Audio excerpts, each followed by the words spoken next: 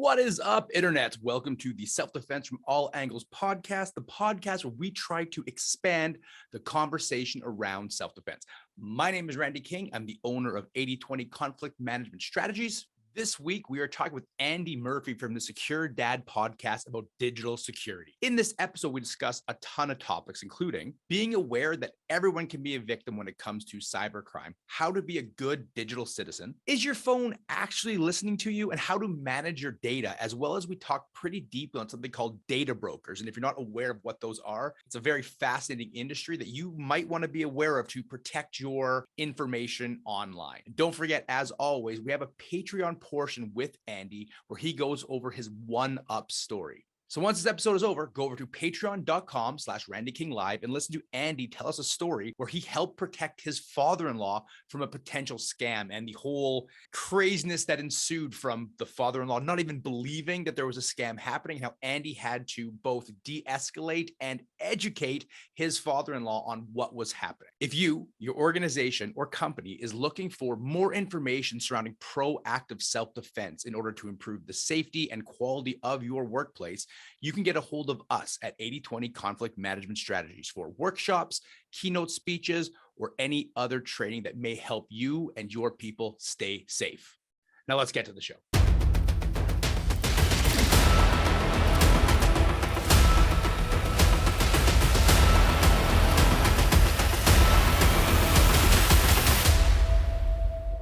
What is up, Internet? It's another episode of Self-Defense from All Angles. This week, we have my friend on the show, Andy from the Secure Dad, Eddie Murphy from the Secure Dad. Andy, how are you? I'm good, sir. It is good to be talking with you again. Yeah, it's been a while. I have a book coming out, so I'll be pressuring you for the book tour podcast. Yes, absolutely. You will be on. You're on just right now. You're good. Thank you. I really enjoy our conversations. Your show is great. We were just talking about you're almost at 200 episodes. That's super impressive for a podcast. So with all that said, why don't you tell the listeners a little bit about yourself? Sure. So my name is Andy Murphy. I started the Secure Dad back in 2016. I started the Secure Dad podcast in 2018, where I have awesome guests like Randy King on my show, who comes and educates me and my audience of protector parents. And my job as the Secure Dad is to help parents better take care of their families. So not only to help them live more secure, more protected life, but to live a safer, happier life, because that's the goal of, I think, what you and I try to do every day. Yeah. We want to help people live the best life they can safely. Exactly. Nailed it. I totally agree. So Andy, what is your definition of self-defense? That's the point of this show, right? It's called Self-Defense from All Angles because everybody has a different definition. So what's yours? So self-defense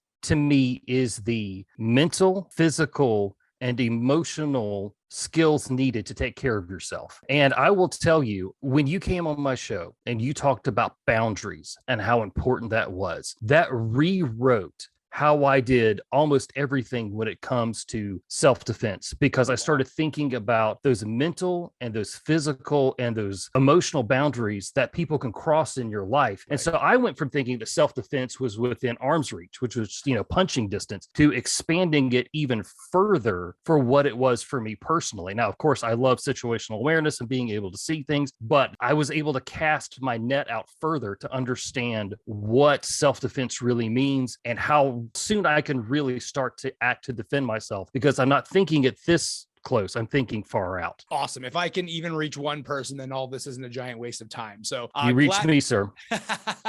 Well, I'm glad it made such a difference. So Andy, what is it you wish people knew a little bit more about when it comes to self-defense? Everybody needs to know how to be able to defend themselves. Anybody can be the target of a crime, even you and me. I've written a book on home security. Somebody could break into my house tonight. That doesn't make me, exempt from that happening. Mm-hmm. So everybody needs to know that they could be the victim and the target of a crime. When people start to realize, oh, wait, something bad could happen to me, that's when they start to really take note. And that's when they really start to make changes in their lives. Because when you look at the situation and people live in a bubble where they think, oh man, I'm going to just go to Target today, then I'm going to go pick up lunch. And then, I've got a call at 3:00, that sort of thing. And they're like, well, this is my day. This is all that could happen. The only thing that could happen is what I imagine could happen. And I'm going to imagine that I'm not going to be a victim of a crime. And so I tell people all the time, hey, go look at your local news station, look at the stories. None of those people woke up that morning and thought they were going to be a victim of a crime. They were just like you. They got up and they thought, there's my list of things I got to do today. So I'm going to go do it. And being a target is not something that's on my radar. So it's really trying to help people understand that, yeah, bad things could happen to you, even though you're a good person.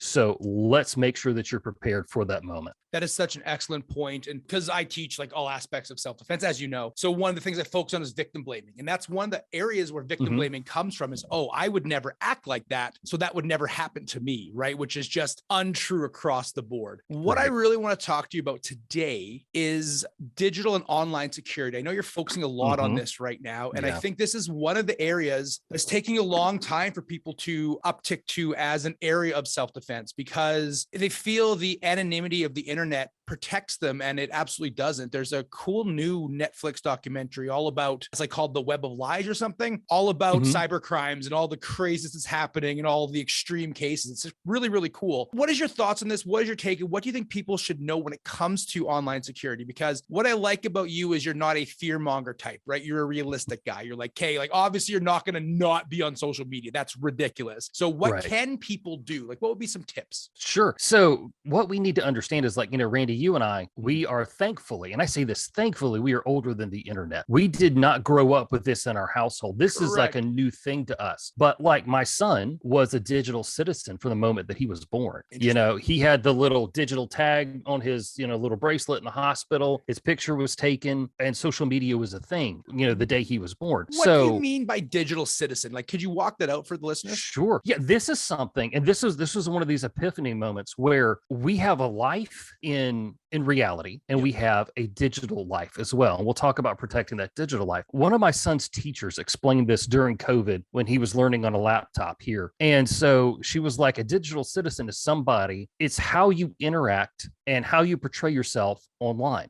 That is you as a digital citizen. And it became very clear to me that folks like us who grew up with, thinking that the internet was anonymous, it's not really anymore. And so we are digital citizens now. And I feel that as parents, we need to tell our kids they need to be who they are in person, just the same as they are online. So you can't necessarily, if you're a nice person in real life, you need to be a nice person online as well, because everything you say and do online is tracked. I mean, all those text conversations are still there. All the posts that you've ever made to Facebook are still there. Even though you've deleted them off of your wall, they're still on a server somewhere associated with your account number. And we don't know what's going to happen to that information one day when Facebook folds. It's probably not going to be anytime soon. But what's going to happen to all that data? One day, I think it's going to be released and people can search through it and see what it is. So we have a life in reality and we have a life online. And that's what a digital citizen is. And also, I think what people forget is like everybody always wonders why like these celebrities are getting caught by these tweets. There's also people that run web crawlers that snap pictures right before they're deleted. So maybe the more famous you get, if you said something off color, right? Like that could be there. Yeah. So how we present ourselves online has to really be the start of how everything is done. Now, we'll talk about social media real quick. You don't want to say or do anything online that is going to embarrass you, that is going to get you in trouble with your boss, that's going to get you in trouble with your wife. What a lot of people, speaking of Twitter, don't realize is that I get notified of things that my followers like. And sometimes I get some really sketchy stuff in my timeline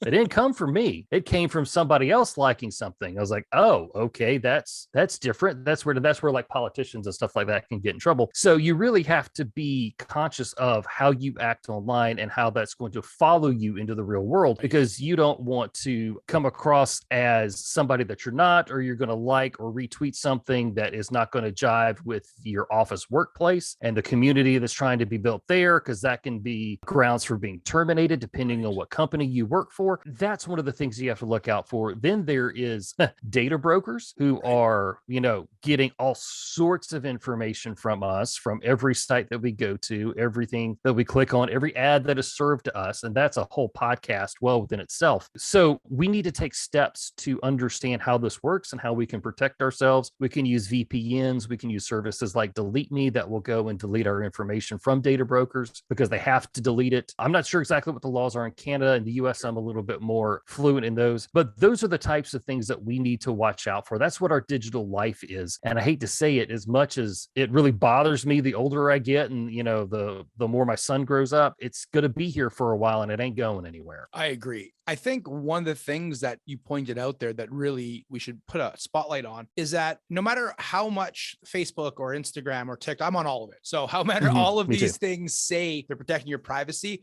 the number one purpose of the app is for you to be on it more. So when they're showing you what your friends like, they're under the assumption you will also like that thing, not knowing that your friends might be into some stuff that maybe you're not particularly into, right? Yeah. So that's such a thought process that was hard for me to get around was, like I can like this stuff and do this, but it doesn't matter. Example, TikTok has this thing where you can look at the person's posts or you can look at what the person liked. And so there was this whole thing on TikTok for a little bit because me and my daughter have a TikTok channel at Defense Talks with that. So I'm learning about that. And this one guy was like, trolling a bunch of people. And then they went to his likes. It was like all just underaged girls. And they're like, should we tell him that like we can see what they like? But they assume there's this anonymity and there isn't because the design is be on the app as long as possible. The design is not protect your information. Right.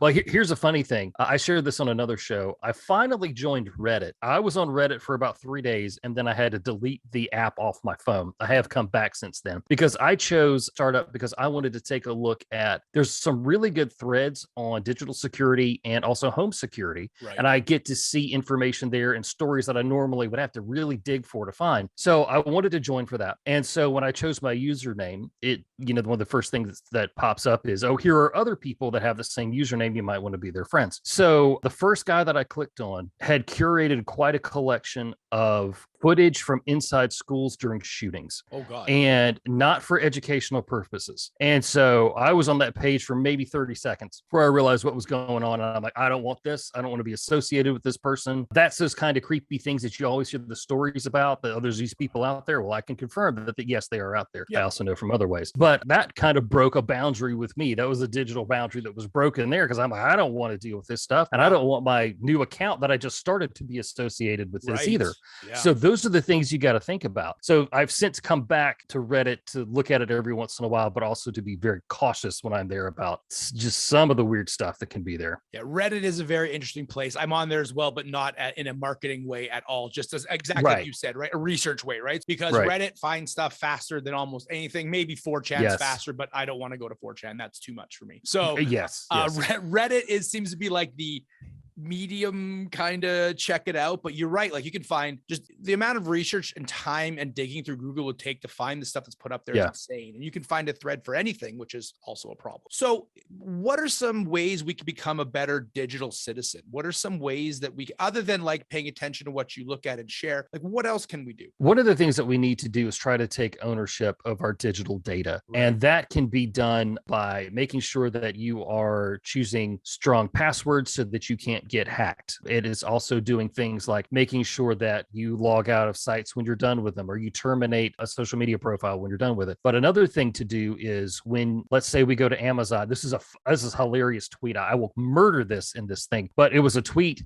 So somebody said, hey, dear Amazon, I bought a toilet seat from you, but I keep seeing ads all over the internet and I'm not a toilet seat connoisseur. I just wanted a toilet seat to be done with it. And so we start to see that the things that we click on go from site to site to site. And it's like, okay, so how do I deal with this? How do I make sure that I have some sort of privacy? Because as you said earlier, big companies, they don't care about our privacy. We are the currency on Facebook and Instagram. It's our thoughts and all that sort of stuff. And it's our dollars. So how do we do that? And one of the things that I use for me in my house is a VPN. And what that will do, that will alternate my IP address. And it's just simply because I don't want Amazon knowing where to put all of these ads or learning more about me. I just think that freaks me out just a little bit. There are people out there who do like to have those types of ads served to them. I am not one of them, because every once in a while, I get a friend who's like, oh, I was just talking with somebody about toothpaste, and now toothpaste ads are all over my phone because they're listening to my phone. They're not listening to our phones. It's much easier to track your data and your clicks online than it is to monitor your phone and go through all that sort of stuff. We're just giving this information away for free. Another thing that we need to do to help manage our data is to clear our names off of data brokers. I had Rob Chevelle, who is the co-founder of Delete Me. And so what his company does is all these data brokers technically have to let you out of their system. So what they do is they figure out how all that's done. You pay them a fee and they go take you out of all of these data brokers. And I used to think that, oh, just because like whitepages.com, that's a big one. And so I used to think, oh, if I personally went in and I sent these guys an email and said, I want to be out of whitepages.com, that meant I was done forever. It doesn't. When your data is served somewhere else and it's purchased by White Pages again, they can put it back on there. And so it's whack-a-mole with your own personal data. And I don't have the time to sit down and go and do that. So I choose to budget my family's dollars towards keeping that sort of information off the internet. Plus, it keeps you from being able to be found by crazy folks from high school who think, you owe them money and all that sort of weird stuff. So it just gives you privacy, because it used to be if somebody wanted to know where you lived, they would just look in the phone book. And if you could say, hey, I don't want to be listed in the phone book, people couldn't find you. Right. It was that simple. And I missed those days. And I don't want my kid to be monetized for his entire digital life either. So that's why I'm taking these steps. That makes sense. I think going back to the original point, right, which is if you don't pay for the product, you are the product. That's a really good way to look at it. Data, let's talk about these digital data brokers. Who are they? What do they do? What is their purpose? Okay, so they are companies that focus on buying data from your bank, from the US government. The government also buys it, at least in the United States. It's funny, in the US, these data brokers, they come up with all this information, they put it out there for anybody to purchase. So you could look up Randy King. You please can find do, out. Everyone. Look up Randy please King. do look up Randy King. Please do that as much as possible. No, just to say here, please leave Randy alone. But just as an example, you could find out where Randy lives, where he has worked, what his phone numbers are, what his past email addresses have been, potential people that he has been related to, any sort of criminal trouble that he may have been in. And all of these things it's legal. It's legal unless something changes. It's legal for now. And so what people can do is they go in and they find, well, I've got a vendetta against Randy King. I'm going to go find him. Oh, this is where he lives. So I'm just going to go sit outside his house for 2 hours and wait for him to step out. And then you've got a problem. Right. So their goal is to simply buy legitimate data, put it on their servers to be searched by anybody who will pay them for it. And again, this is companies like a lot of states' DMVs, the Department of Motor Vehicles, actually sells data to data brokers as part of their budget. Like that's how they meet their budget, is to sell our data, our driver's license information to these data brokers. That's wild. Yeah, it is. And again, it's legal. It's legal for now. Hopefully somebody in Washington will get doxxed and hopefully a law will come up from this. It's dangerous because it can be used for bad purposes. These data brokers will say, hey, you can't use this to go find Randy King and beat him up. But who's good, anybody's going to check that box who really wants to find you. Right. So that's the goal of the data brokers, and they're getting legitimate information and they're selling it, and it's a mess because it's not really well regulated, and that's the issue. Well, and there's an old saying, I'm sure you've heard it, right? It takes human beings like 75 years to get used to a new technology. We're at like year 25 or 30 of the internet, so we're still kind of learning the ins and outs. And I think this also is super important to understand that people say the internet's forever. It is forever, unless that server farm is taken out. Like it's forever. It's going to be there somewhere. So the fact they can find old email addresses and, like they can go through old stuff and they can see a snapshot of a person that maybe you're not even anymore. Right. So let's say you go back to Randy. Luckily, most of my jerk years weren't recorded digitally, thankfully. Yes. But let's say you even go to like Randy's rants. I wasn't nearly as progressive as I am now. And that could be used against you, right? It could be used as blackmail, it could be used as other things. So these data brokers, they're probably making a killing because information is king right now. But I don't think most people even know they exist. Right. Yeah. And most people don't until there's some big problem with like a data breach or something like that. Nobody ever thinks about it. But what happened here in the US was during COVID, the CDC was actually bought data from data brokers and cell phone companies, and were supposedly tracking people's cell phones to make sure that they were adhering with quarantine. Right. And that's a huge story, but nobody's talking about it. And so the government can do this to us, and it circumvents laws because they are just purchasing it. They are a client of the data broker, so they can go out and do this sort of thing. Right. So you need to understand that when you go online, you have an audience. You might as well just go online and you're sitting in an amphitheater and there's 20 to 30 people there watching what's on your screen and what you're clicking on. And they're making making, as you said, assumptions and deductions about it that may not necessarily be Right. true. I feel like it's very invasive now. And Right. I think it's going to become even more invasive in ways that I can't possibly imagine at this point about what it's going to be like. So as you're moving forward, just think about all the different things that you could do to try to keep your data offline and try to live a normal life as much as possible. Andy, how do you do that nowadays? I run a business from a smartphone. I travel, I teach all over the place, humble brag, but I'm gone all the time. Like I'm in Europe for 5 weeks. Everything I do is run off the cloud. Everything I do is done. And my entire business is mostly built off of social media. It's built off of podcasts and pictures and communicating with people and follow-ups. Living in the world we live in, what are some of the best ways for us to, I know, stay as safe as possible when engaging online? The biggest things to understand and to do or to make sure that you understand the information that you're putting out there, and then use tools that can help you get around that. You can use, instead of using Google, use DuckDuckGo, because they don't track you. They don't do things like that. Man, when you log into Google, I use Google, I use like Google Suite and all that kind of stuff. What I type in there in like a Google Doc is also stuff that is harvested. So when you are thinking about those sort of things, pull that back, maybe type it into another program, maybe go back to Microsoft Word if you have it, because that stuff's not being mined. By the way, Grammarly will also analyze what you're typing and what you're doing. Jeez. So yeah, I know. And that was because I was using it. I was like, oh, I'm a terrible speller. Of course I'll use Grammarly. Right. But then of course they're looking at it because they're trying to, check what I'm typing and make sure it's spelled correctly. Right. Yeah, they're going to keep a log of what that is and what that's going to do. So try to use companies that are focused on privacy, like DuckDuckGo, Firefox as a web browser, again, a VPN. Those sorts of things will keep you safe to a certain degree. What I would also consider doing, there are now things called digital credit cards.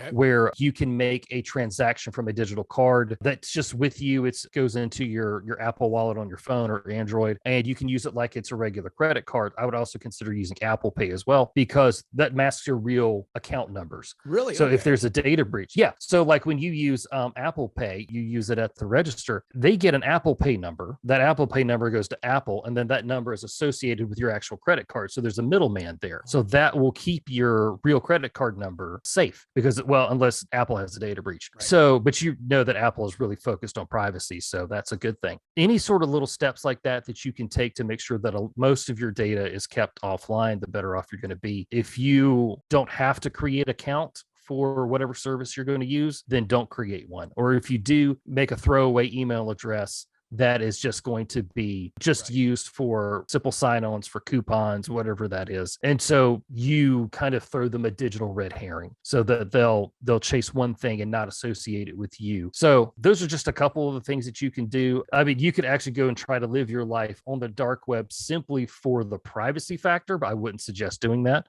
because I think one is scary stuff down there. It's the basement of the internet. But also I think there's more law enforcement on the dark web now than there are bad guys.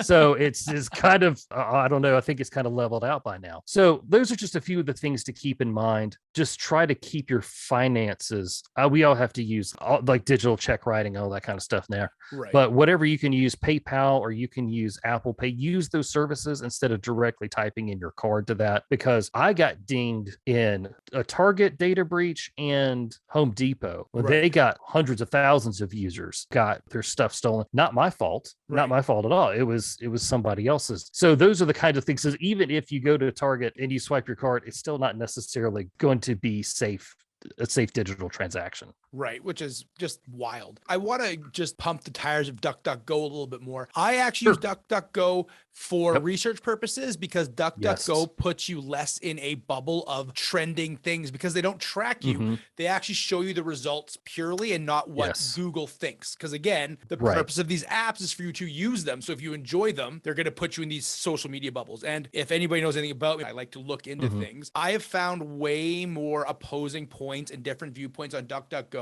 within the first couple of pages than I ever found on Google. So for example, I didn't know the Proud Boys were. I had no idea who they were.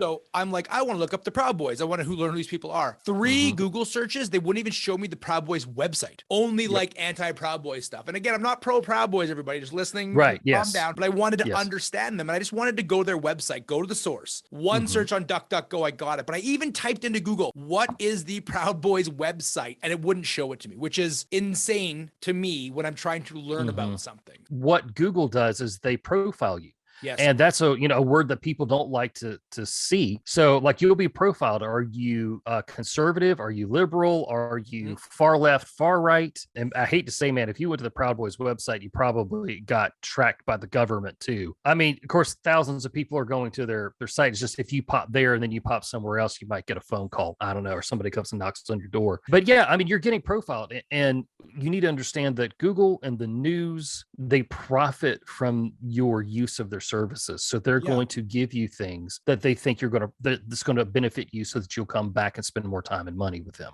Well, exactly. Honestly, I can't even imagine the lists I'm on from my traveling to the stuff I've looked up. I'm surprised I haven't got a phone call. They must be like, oh, we looked at the whole thing and we understand. I go to some weird sites. So on that note, dark web, you mentioned it. You mentioned the dark web. Again, the point of this show, we're trying to break the echo chamber of self-defense. I'm trying to talk to not just self-defense experts, not that you're not, but I'm trying to talk to people of understanding of other areas. So this show is a show for entry-level people trying to figure out self-defense. They may not know what the dark web is. They may not know how to get to it. Not that I want you to give them like how-to guide, but can you explain where the dark web is and how people access and what it's for? Sure. I actually have done a guide on the dark web for parents. If you go to securedad.com and click on tools, it's one of those that's there for you for free. Awesome. And so what it does is it breaks down for parents exactly what this is. If you type in darkweb.com, you're not going to the dark web. That's not how it works. Yeah, I know. You actually have to use a special kind of browser called Tor, and it stands for the Onion Router, Tor. I don't know why they changed it, but they did. So you have to download that particular software to be able to access a network. And that's really what it is. It's its own internet network. And when you go to the site, it's not like, everything's on fire and there's scary music. It's, it's not like you're logging into hell or anything like that. There are different sites down there that do good, and there are some that do bad. So one of the good things that you could go to the dark web for is if like you are in communist China and you were trying to find out news from the rest of the world, because China, the government of China really monitors what goes in and out of their country. So does like North Korea. So you could be a journalist in one of those types of countries and access the New York Times, because the New York Times actually has a dark web page that's there for people. Yeah. The government will use the dark web to communicate between confidential informants and spies and things like that. That's all down there too. So there is some good going on in the dark web. Just because you go there doesn't necessarily mean that you're a bad guy, that you're doing bad things. However, if your computer is somehow taken by the government, the police, and they look at it and you're like, hey man, what you doing with Tor on your computer? Why don't you tell me about that? I've never been there. And then that's a conversation you really don't want to be having with somebody who has a badge. So the bad side of the dark web is you can buy pretty much anything that you want down there. You can buy drugs, you can buy people, you can buy body parts, you can buy all sorts of stuff that's there. You can view all sorts of videos that are terrible. And it's just the worst of humanity can exist and operate down there. And that's another point I wanted to bring up with you. You've studied people for a long time. The stuff that we're talking about here online has existed in humanity from the beginning. Child exploitation has been something that's been around forever. And a lot of people think that only exists online. It doesn't. It's been in the real world long before it was online, but it's just coming to light now because of how people are being tracked and how people are being prosecuted for the crimes that they commit online, thankfully. So when we talk about all this bad stuff that's online, it's nothing new to humanity. It's just in a different form. It's just in a digital form. Interesting. I think that's really important to point out, right? Because we live in an age right now where we can catalog things at such a level that we haven't been able to before, and we can get real-time information, real-time updates. I always tell this story. I'm glad my mom doesn't listen to a lot of these podcasts, but the first time my mom got the internet, she like called me and she's like, Randy, the world is ending. I'm like, what now? She's like, well, there was a whirlpool and a mudslide and a blah, because she was getting data in real time from all around the planet. So it looked very like end of the Bible to her, right? Like it looked real bad. Sure. And so I was like, no, this stuff has been, maybe it might be higher. I don't know, but it's always been happening. It's just, you hear about it now immediately. So it creates this like way higher level of panic, and just the cataloging of it doesn't mean it didn't exist. It just means now you can see it in a much larger list and you can get samples of data now that were almost inconceivable 30 years Yes. ago, right? Without like Yes. being a scientist or conducting a study, like you can go into a search and find just swaths of info so quickly. What would you say the purpose of the dark web is? Is it this open forum trading? Is it multi-purpose? What would be the benefit of being on there? Is it harder to track people who are on there? Yeah, so that's an interesting question. Nobody's ever asked me to like quantify what the dark web actually is. I think I know. Thanks, Randy. Yeah, no problem. I would say it's probably now about 60-40 bad, meaning that you can go down there and you can get illicit materials, you can buy contraband, and it's really hard to track sometimes, because what will happen, how law enforcement gets people, is that there are things that you can post in the dark web that just because you post it there in the dark web doesn't mean that all the metadata and all that sort of stuff disappears. So you can be tracked other ways. It really does mean that you can be anonymous there, but you cannot do everything anonymously, if that makes sense. Yes, it does. So you can be on, this particular router and, using all this special software to encrypt who you are. But if you post a picture of, your front door or what your house looks like, well, then people will search for it and find you. So those are the types of things that you'll see law enforcement doing, is trying to get as much information as they can from somebody to try to find them outside of the dark web and then tie that activity back to them to stop whatever it is that they're doing. Interesting. So we have a couple of minutes left. Let's just lightly touch on could be a whole other topic, which is open source information gathering. And you already kind of touched on it here with maybe there's a picture of your house online. Any tips on that? Sure. So a lot of open source intelligence does fall back on data brokers. And what open source intelligence is basically a Google search about anything you want to do. We've been talking about it this whole time. Right. So, if I wanted to find Randy King, I would type in this, maybe I would pay a site to get his information, that sort of thing. But what open source really means is that people can find out your secrets. People can find out where you used to be, opinions that you used to have, hobbies that you used to have that you don't have anymore, things like that. And